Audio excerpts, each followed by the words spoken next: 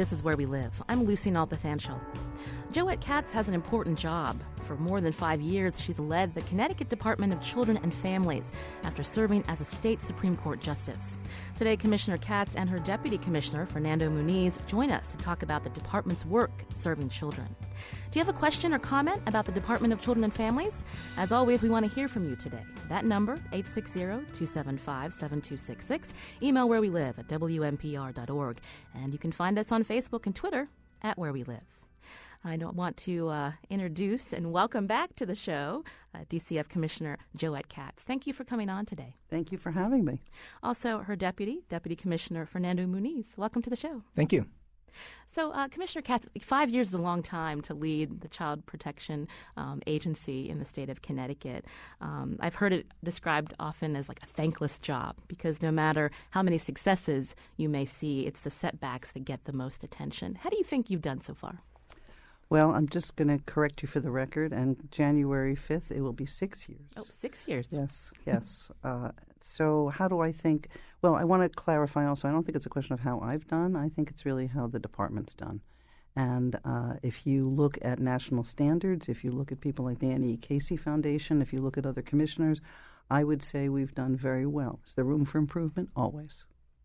So where would you like to see your agency that you lead? Obviously, the staff does a lot of the work, but you're leading this agency, a very important agency in the state of Connecticut. Where do you need to improve?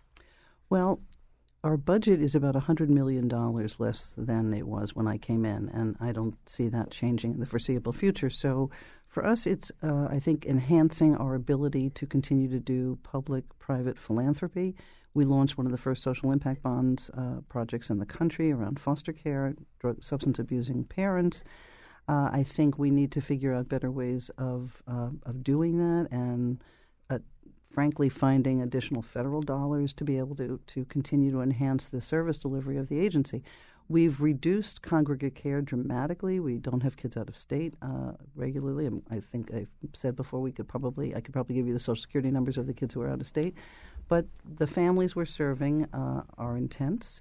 They continue to have needs. And as we've saved every dollar in congregate care, we've been able to put 79 cents back into the community. And Fernando, amongst other things, oversees our book of business regarding fiscal.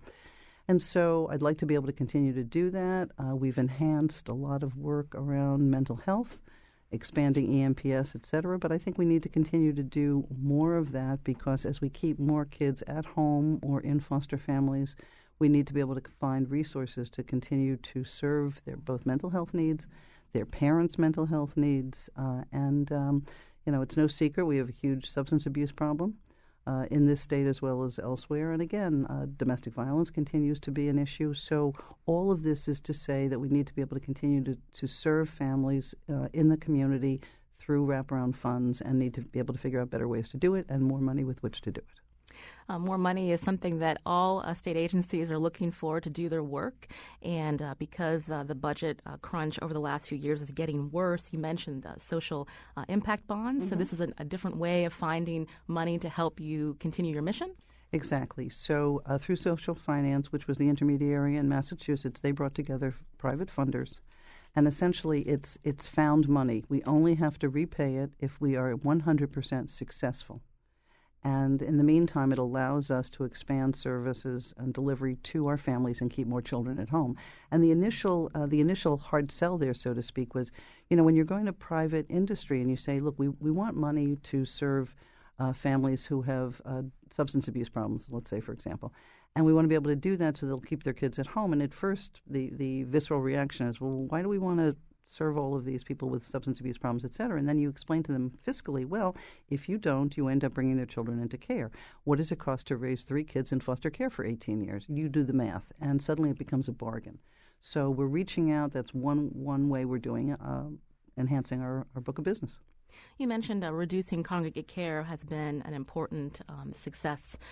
When you look at before you became commissioner, how many kids were in residential, even being sent out of state. Mm-hmm. But we hear from parents who've especially adopted, people who've adopted children from the system, who have adopted children who unfortunately have seen lots of trauma in their lives, have many mental health issues. And, they are critical of the fact that when they say, and they tell us, they tell other advocates, when they want help, when their child has reached a point where they're being hospitalized often, and they feel like, the in-home counseling that DCF provides is not enough, they want to be able to know that they can then send that child, the state can help them send that child to intensive residential treatment. We heard from a parent from a last show that we did on this.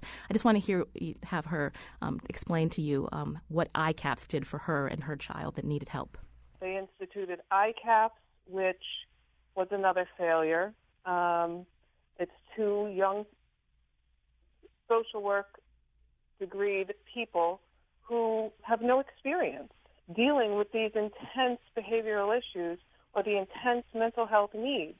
They come and they provide really, I can't call it counseling so much as expensive babysitting time to give the parents and the family a break. The lack of services is just devastating children, foremost, and families throughout this state.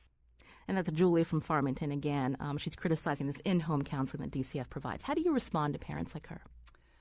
Well, so let me clarify the record. We do put children in treatment facilities. We do it regularly, but it's really about treatment. It's not about raising them there. So we have, obviously, we have Solnit, which is our own psychiatric hospital, north and south, and not only is there the psychiatric hospital piece of it, there's the PRTF, which is a step-down unit. And we fund, I think last time I looked, 80, and Fernando again can correct me if I'm wrong, I think 80 what we call SFIT beds, which are short-term beds for children who need intense psychiatric treatment with the ability to be then reunified with their families. So we have lots of opportunities and lots of options. Children can certainly get access to those beds and regularly do. And most of this, if not all of it actually, is done through Beacon. So the kids are matched. There's a CANS that's put together, and a team of psychiatrists and psychologists look at these children and determine what is the best fit for them and match them accordingly. I am not a doctor. I don't do that. I'm the final authority, but clearly when cases come to me, they have already had a huge amount of work done on them for purposes of proper placement. What is your response to a story that the Connecticut Health Investigative Team did recently, the term trading custody for care? So again, parents who have adopted children with severe trauma in their lives, mental health needs, and when they have reported that these parents, when they go to DCF to ask for again, intensive help because they don't know what else to do to help these children. They have been told by their caseworker or social worker, well, for us to be able to do that, you need to then sign an uncared for petition so that way we can then get them into that kind of treatment. Can you talk about that? Can you respond to that report? Sure. So I think, I think there's some misunderstanding. Kids come in, we don't want children to have to come into care and custody. I've spent a lot of time working very hard to make sure, and that was our whole differential response system, to be able to divert cases away from the department. So the last thing I want to do is take people's children in order to serve them. So we have voluntary services, and it comes in through the care line, and then the cases get farmed out to the various offices depending upon where people live. Families do have to fill out financial forms because often we know there is private insurance, and particularly when we're talking in these fiscal times, that becomes that much more important. And they have to fill out financial forms, and I know a lot of times they don't want to do that, so that's one issue. And the other is, there's a tension, to put it nicely. I think there's a tension with parents who find themselves in that situation. Often they have had enough. I mean, I'm not going to talk about every single family, but I can tell you there have been a couple of dozen cases that I've asked my legal department. Again, I'm not the only person who's reviewing these files. I've had our chief legal officers throughout the state look at a lot of these cases, and what we're finding in many of the instances is that parents have essentially abandoned their children. They have.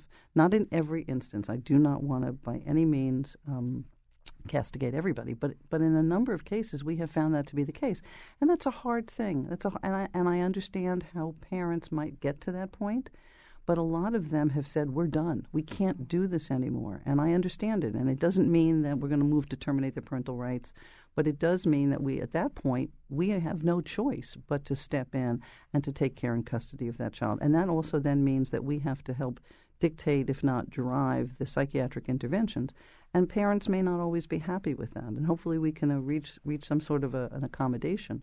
But again, in a lot of those cases, we have seen parents actually just say, we're done.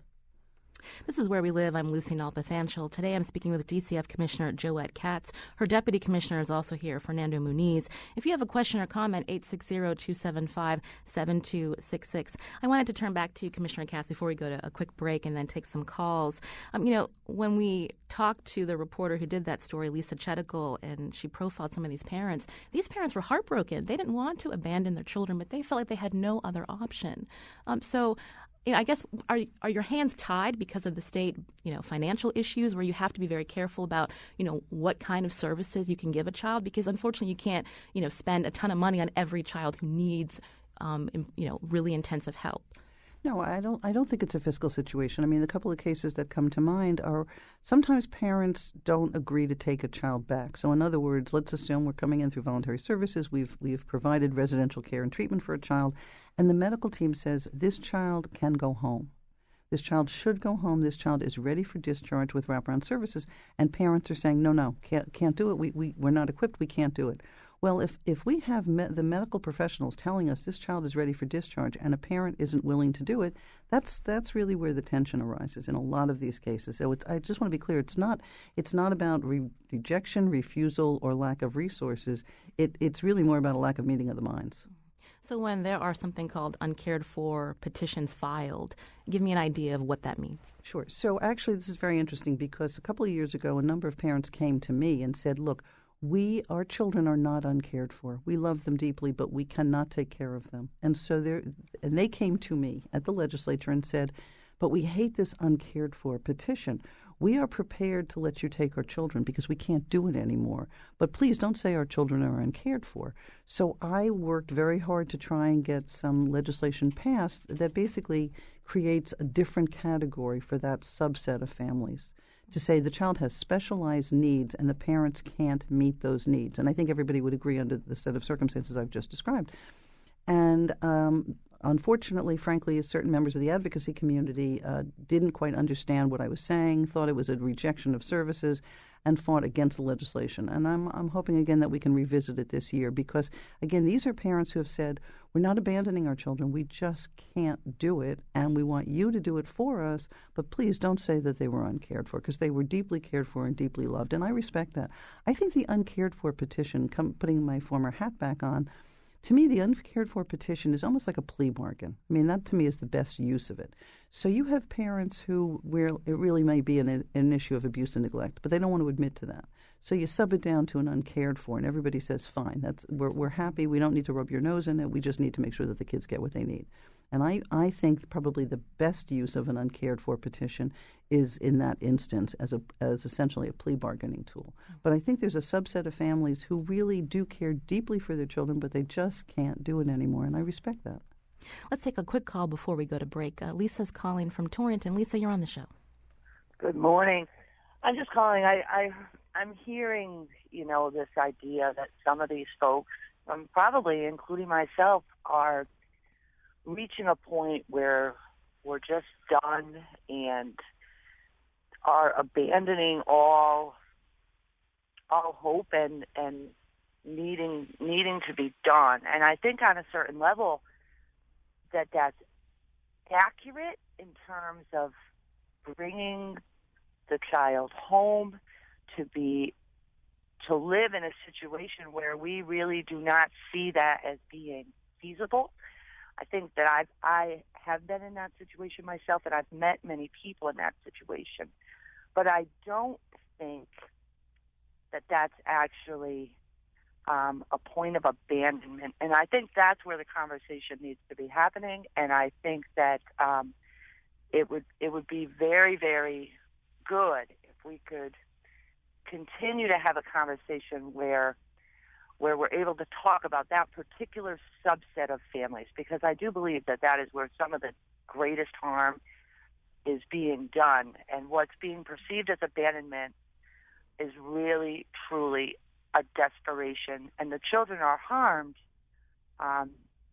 when they're separated from those families, and that's really what we need to look at. And so I don't think this is something that we can resolve in a short period of time. I appreciate the department's willingness to talk about the issues and look at them, but I would just ask whether or not we can find some way to continue a dialogue between that particular set of families, because there's a lot to be learned there. Thank you, Lisa. Commissioner Katz. Absolutely. Thank you so much, first of all, for calling in. And I think we've met along the way, and I'm really happy to continue that dialogue, because I can't. You're right. It's not something we're going to solve in an hour interview. And I think each case is different, and the important part of the department, I think for your sake and for all parents' sake, is that each child should be treated individually, and each case is unique. And I think the tension does come from the situation that you've just described, where, no one wants to accuse a parent in that circumstance of abandonment. But the department sometimes is at a loss, because from the standpoint of when we've got medical professionals telling us this child can go home, we then have to figure out, all right, well, the parent isn't ready to take the child home, and sometimes it's out of concern for other children in the home, and I understand that. So what else can we do if we have the medical doctors telling us, well, your child no longer needs institutional care, the child can go home, but what can we do to help you serve that child so that you can safely maintain the child in the home with other children and still get the services? And I heard the earlier call about ICAPS. ICAPS is just one of many treatment modalities that we can provide, and you know that. And I think I really do want to thank you so much for your call, because and thank you for what you've done on behalf of your children. We're going to take a quick break, but we'll keep talking about this as well as some other issues before DCF, including the closure of the Connecticut Juvenile Training School, hopefully by middle 2018. Again, if you have a question or comment, 860-275-7266. We'll be back after a short break.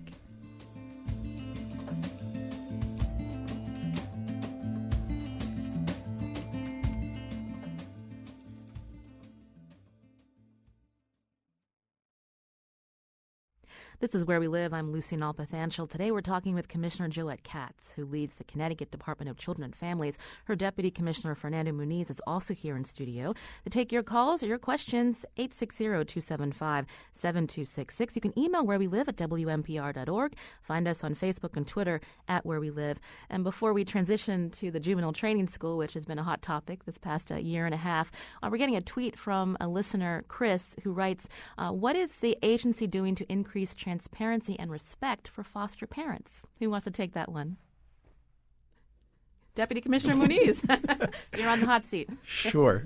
So, we've long had a partnership with the Connecticut Association of Foster Families, and we do a lot of work around the state to make sure that foster parents are supported.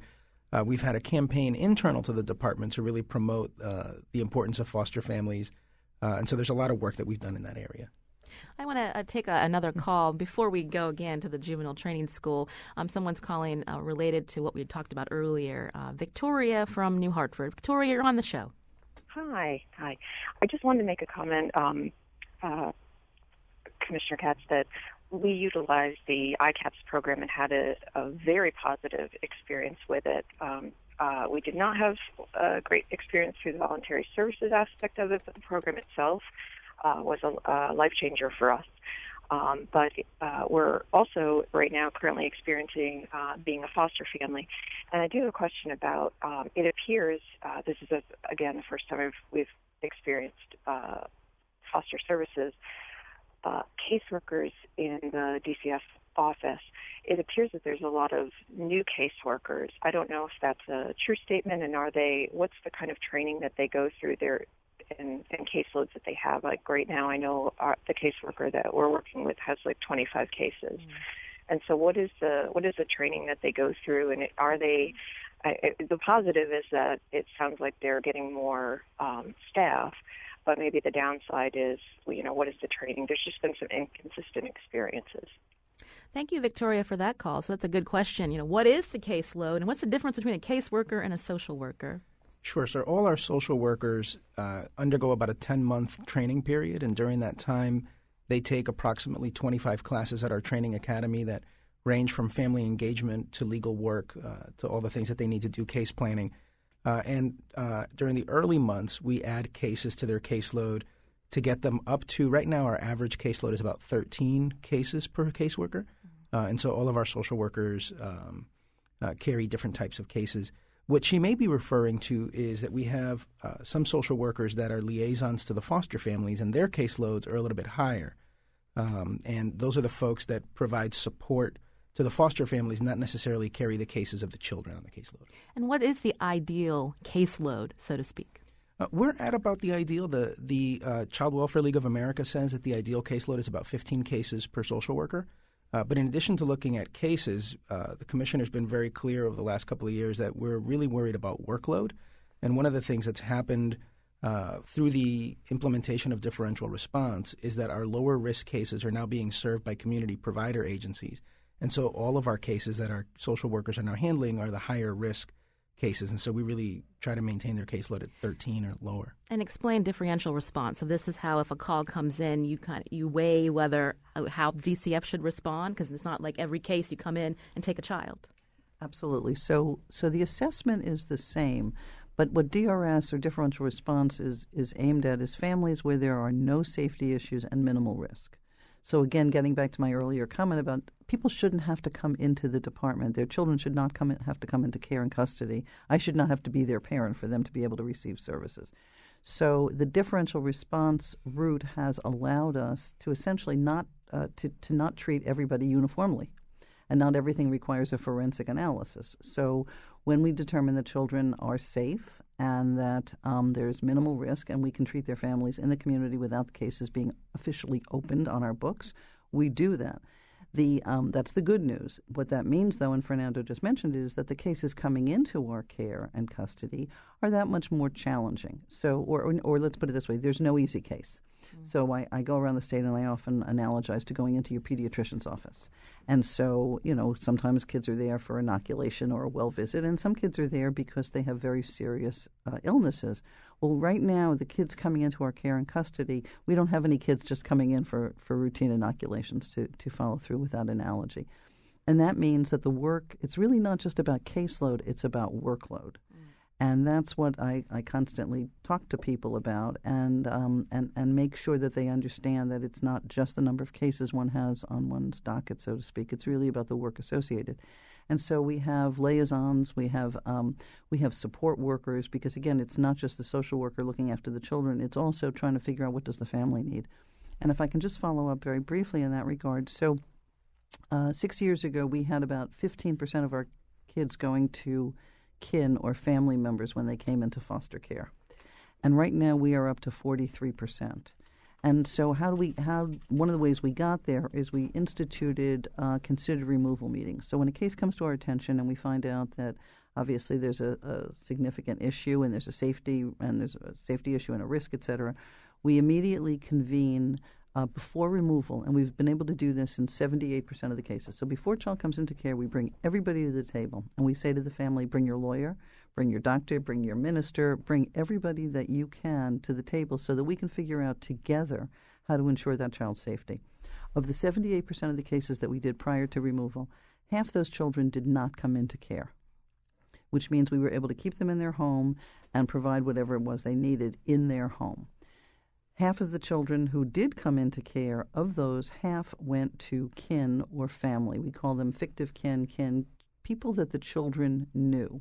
And we like to do that whenever possible because we find out, we know, again, from national literature, that children achieve permanency faster. There's less use of psychotropic drugs, a few other things. So half of those children go to kin. Now, the reason I mention that is some of the kin or the family have some of the same challenges that the parents had.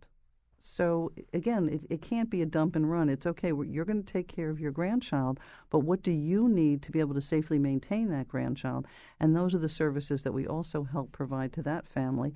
And that requires actually in some ways even more work because, again, not only do they have some of the challenges, but they also may have some issues and dynamics with their own children who are the parents of the children that we're talking about. So all of this is to say that We really try and do a lot of work at the department, in particular around foster care. And our numbers, and that because that's where the kids go. If they're not going into congregate care, they're going into foster care. So about 43% of our kids are in kin foster care, and about 43% are with what we call core foster families, much like your caller. And I just want to give a shout out because, again, I think people sometimes misunderstand me. I revere those people. I really do. And they have they all have come to the table, and it's remarkable what they've all been able to accomplish. This is Where We Live. I'm Lucy Nalpathanchel. You're hearing Commissioner Joette Katz, who leads the Department of Children and Families. I have to ask, Commissioner, you mentioned kin care. Obviously, a lot of advocates are praising the fact that you're able to keep these children who in the past were just languished in the foster care system with strangers, many of them going to relatives. But again, there was a high-profile report just the other month about a case where a baby was placed. I think his pseudonym was Dylan, placed with a relative of a mother, and that ended badly, where the child was hospitalized, severely malnourished, and there were a lot of questions about how that case was handled through the many levels, many departments within the Department of Children and Families. We heard from child advocate Sarah Egan, who issued a report after this case, Dylan, rose to the public eye. Let's hear what she had to tell us on the show. How did this happen? Dylan was 13 months old when he came in. He's coming in abused and neglected or maltreated. He already has global developmental delays. He's placed into a foster home that even at first glance does not come close to meeting state licensing criteria for foster parents. They demonstrate no capacity to meet the complex needs of a maltreated baby. They didn't pass the background checks. They had prior child protective service history, lengthy. They had prior criminal history. They had no income. They had health issues, some of which were known to the department. There was no analysis of how any of these issues were resolved or not. There was no analysis of how these problems impacted their ability to care for this child. It is a stunning, staggering tragedy and a staggering collapse of a series of safeguards that all failed. And that's what has to be looked at. So that was child advocate Sarah Egan just a month ago. Commissioner Katz, what happened with that case? So when that report came out, I want to be clear, that case was already a year and a half old, and we had already attended to it. It just came to the public eye by virtue of Sarah's report. And I often say, I don't wait for an OCA report to tell me, particularly because of if it's a year and a half later, can you imagine? So, but also, I also want to be really clear, at that time when it did come to the public's attention, I think what I said specifically many times was I offer no excuses and only apologies. Workers were disciplined. Long-term managers, people who had been with the department combined 50 years, received serious discipline. Practices changed, and there's no excuse. I mean, there's absolutely no excuse. That was not kin care. That case never came to my attention. I mean, there are waivers that come to my attention that never came to my attention, and that was just a systemic failure. Absolutely. But I want to be clear, you don't judge a system by one case. And that's what the public tends to do. They'll see one bad case, and they won't look at the 36,000 successful cases. And so, again, I offer no excuses and only apologies for that. Mm-hmm. You say that the public looks at the one bad case, but this was just as Sarah mentioned, a staggering case. I mean, the idea that this baby was near starvation when it was... It was horrifying, and it was absolutely horrifying, and it had come to my attention, again, a year and a half prior to her report coming out. And the moment it came to my attention, we began the process of HR. And again, it's not just about disciplining people or terminating people. It really is about trying to figure out what does this speak to and what do we need to do to attend to it, not just the individual people. Mm-hmm. You said that there were specific changes made long before Sarah Egan's report. So tell us specifically what changed in terms of this was a home that wasn't licensed. So did you look at other homes that had that similar situation where a child was placed and whether that was a appropriate placement? Every child in every office was reexamined. Every single child, to make sure that children who had been placed with kin, who had history. So that's the other thing I want to be really clear about. Sometimes families are messy. So when we look to kin, as I alluded to earlier, some of the kin have some of the same problems that the parents do. But often, hopefully, the more serious problems are in their past. And so what we do is we have a process in place now if, in fact, a child is going to be placed with someone who has a CPS history or who has a criminal history. We have an entire protocol that everybody in the chain of command has to look at and examine, and interviews and services. And eventually, because people do find redemption, people do grow up, fortunately and thankfully. And then if everybody in the chain of command is satisfied that this child can be safely maintained in this home, that then comes to me for final approval. And again, sometimes I look at these cases and I may have additional questions and figure out what other services the family might need to be able to safely maintain that child. So that's an example of an entire systemic overhaul of what we did in response. I want to take another call before we have to head to break. This hour's going quickly. Eileen's calling from Naugatuck. Eileen, you're on the show. Hi. I was actually one of the people that was interviewed by Lisa Chetico. I have a lot to say, and I'll try to say as much as I can in the short amount of time. I was kinship care for 2 of my children. I have 6 altogether, and I'm also a social worker and a long time ago DCF worker. I also work in mental health now, and one of the things I do is look at programs. And I would say for DCF, there just seems to be, there is a big disconnect from administration all the way down. There are so many things happening on the street level with the kids. Voluntary services does not work. It took me a month to fill out applications for voluntary services, only to be told, after being ignored for a month to apply, told when I called, never got any paperwork or any responses. When I called, oh, by the way, you're denied. All we offer is ICAPS because there's no money, so we can't serve you. So there are so many things happening that people don't understand. And the other big word with DCF, you always hear about the children and the parents. One thing that you don't hear about is the family. The family is so deeply affected by the children that you take in for kinship or adopt, and the entire family is affected. Where you go from one way of living to having locks on doors, cameras in your house, fearing when the shoe is going to drop because there's an attitude change. It's not a way to live. And the conversation before about people just don't want to take their children back. Oh my gosh, we go beyond everything to keep our children and to make a good life for not only our kinship or adoptive care kids, but we try to help them thrive. But what happens because attachment is not recognized or not treated enough in the state, there are not enough services in the state to deal with these deep attachment disorders, the entire family starts to wither. But DCF doesn't come in and say, okay, I'm going to work with the family. Eileen, we're short on time. What would you like to see Commissioner Katz do? The conversation needs to change. The culture of DCF is punitive, and it's health and wellness.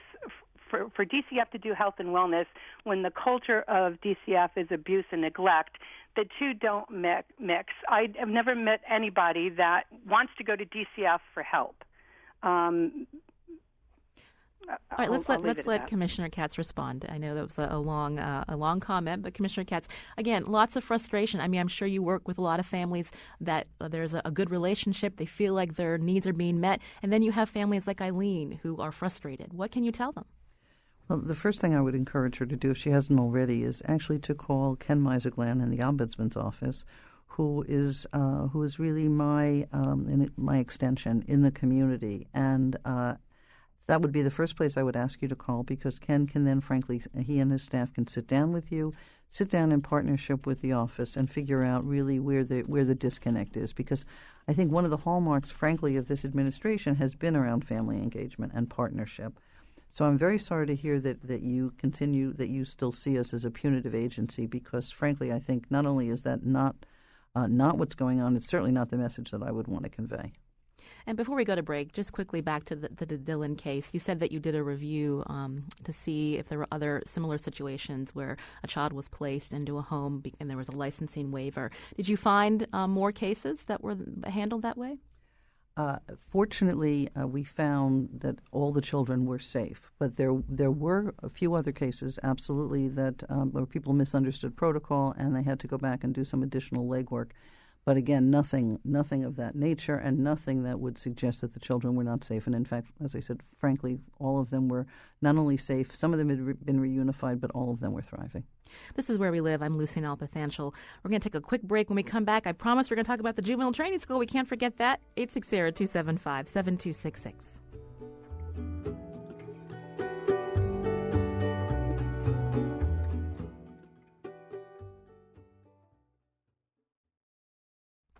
This is Where We Live. I'm Lucy Nalpathanchel. Today we're talking about the Department of Children and Families. Commissioner Joette Katz is here, as well as her Deputy Commissioner Fernando Muniz. Now, you have been, Commissioner Muniz, you have been leading efforts to figure out the plan to close the Juvenile Training School. This is something that Governor Malloy told us about last December, that he wanted to see that facility closed in Middletown.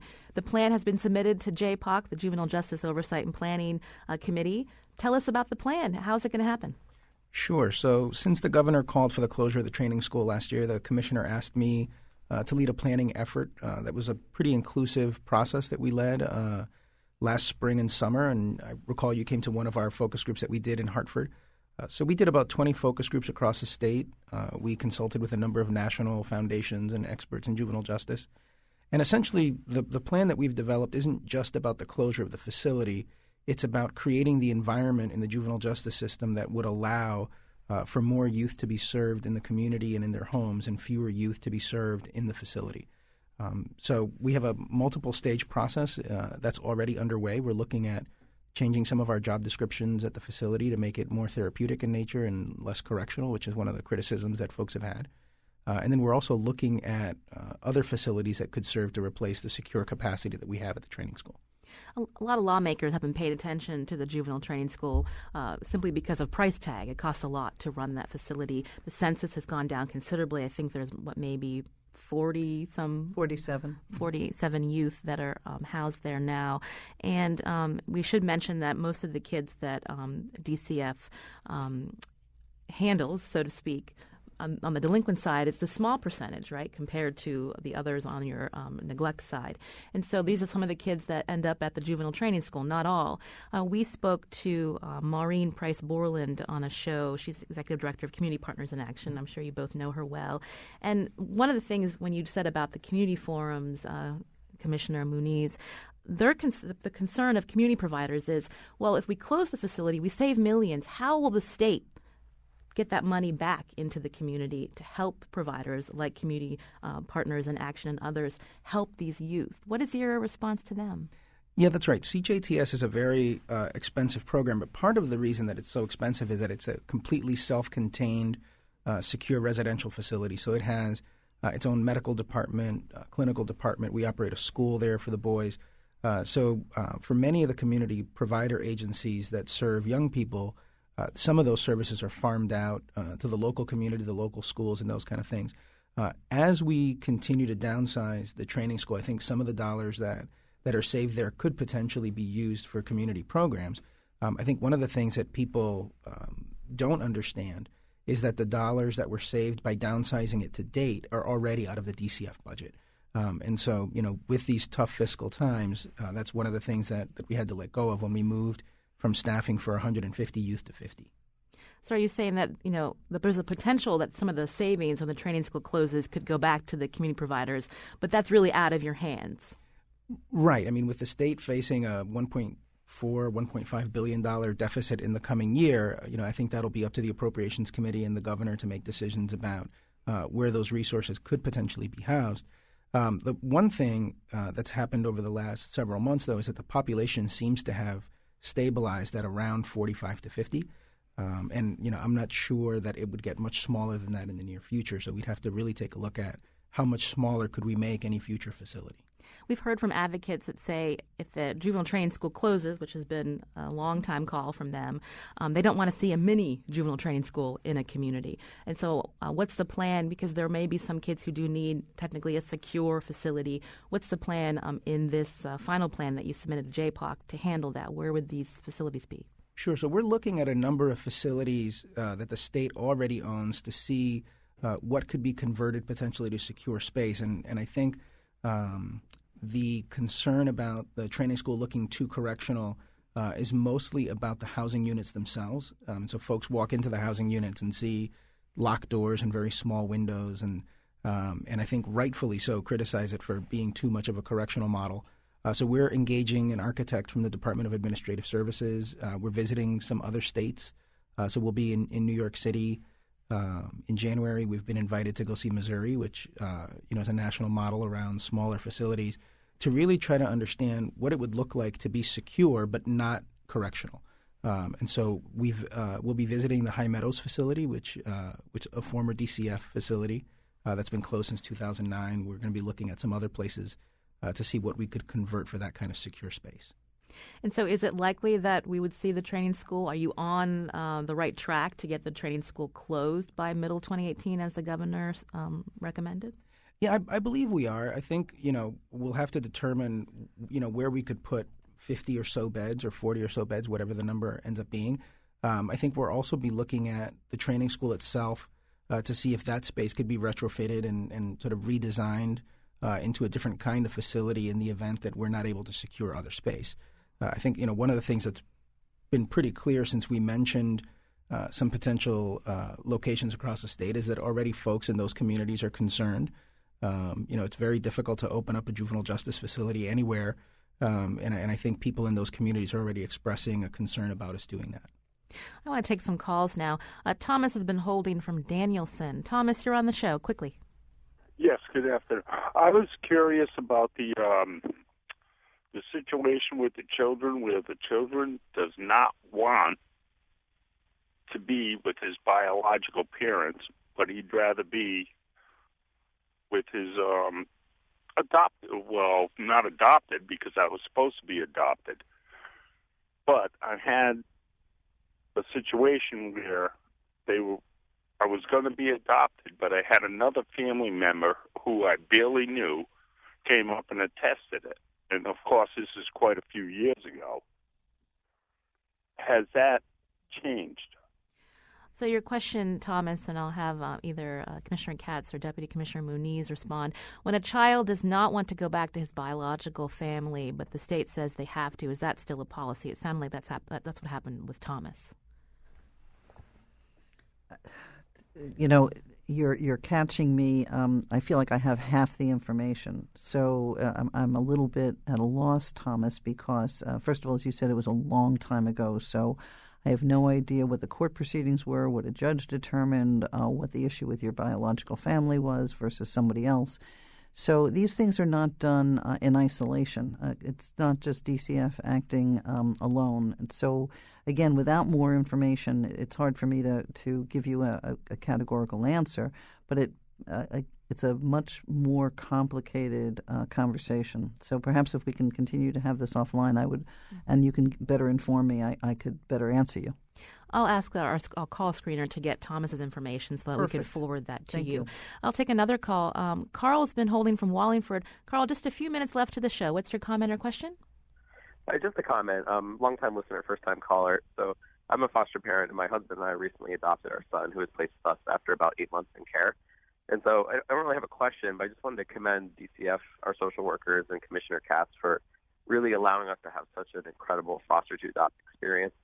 And I know DCF sometimes receives bad press, and of course this always seems to bubble to the surface first. So I just wanted to put it out there that the agency is really doing a great deal of good, and we look forward to growing our family through DCF. Thank you for your call, but more importantly, thank you for the opportunity that you've given a very lucky child.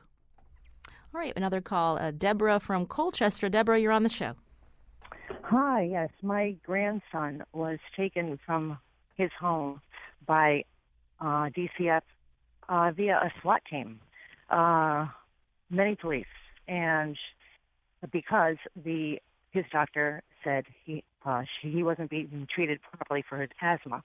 So my daughter was smart enough to demand an ambulance to a hospital, and when he got there, he was in no distress whatsoever. DCF hid him from us, took him, gave an inaccurate time that he left the hospital, and it took a month to get him back after appealing, and he was placed in a home with carpets and pets, an unclean home where his home was cleaner. So, and the family is still very traumatized, as I am myself. We get really angry when we think about that. All right, Deborah, we just have a couple of minutes. Let me have Commissioner Katz respond. So, again, this is a family that had a very bad experience with a child that was taken from a relative's home. I guess the larger question is, when these interactions happen, what is the first step where people feel like their concerns will be addressed if they contact DCF? Who can they contact? Well, again, I hate to put him on the spot, but in addition to working with the office that's involved, both social worker and the area office director and regional administrator if necessary, but if you don't feel that your concerns are being heard within the office that served you, then again, I would encourage you to please contact the Ombudsman's office, again, Ken Meiseglan and his staff, because they are on 2 doors down from me, and believe me, we have a constant dialogue, and these are the kinds of things that I not only am interested in knowing about, but need to know about. We just got a tweet from Maureen who writes, the Ombudsman Department is non-responsive to family concerns and disrespectful to parents, bias the department's position and posture. And this is something that I know that lawmakers have brought up in the past. What's your take on that if they don't feel like the Ombudsman is being responsive to them, Commissioner Katz?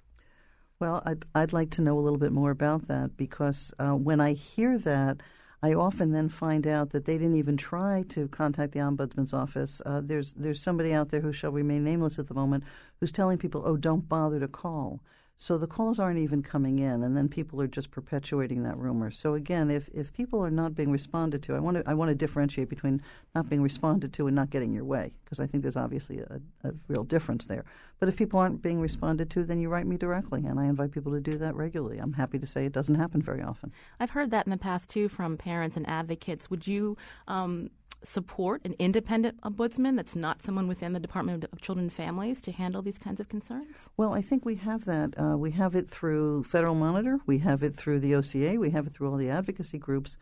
And what I can tell you is when I have an ombudsman whom I work with closely in that office, they are available to me 24/7, and I use them 24/7. I'm not sure I'd get the same kind of response from an outside entity. We just have a couple minutes left, Commissioner Katz. Another session ahead. What are some of the biggest challenges you're going to be facing? Well, I think fiscal is always a concern. It's a concern throughout the state. I'm hoping that January will be a discussion and approval of the new exit plan for 1F, which is really, from my viewpoint, I think everybody who's looked at it, a huge accomplishment and recognition that the agency is not the agency it was when it was sued. It's a reduction of 22 outcome measures to 6, some of those 6 being teased apart so that some of the domains have been lifted. It allows the agency to focus on some of the more challenging areas, and it commits the state to certain funding that will be necessary and staffing that will be necessary to allow us to get out.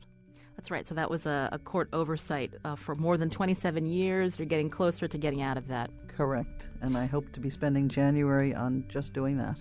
All right, Commissioner Katz, the time has run out. I knew it was going to happen, but we hope that you'll come back soon. Absolutely. Thank you for having us. Also, Deputy Commissioner Fernando Muniz. Thank you. Our show is produced by Jeff Tyson, Lydia Brown. Our executive producer is Katie Tolarski. Our technical producer is Kyone Wolf. I'm Lucy Nalpathanchel. Thanks for listening.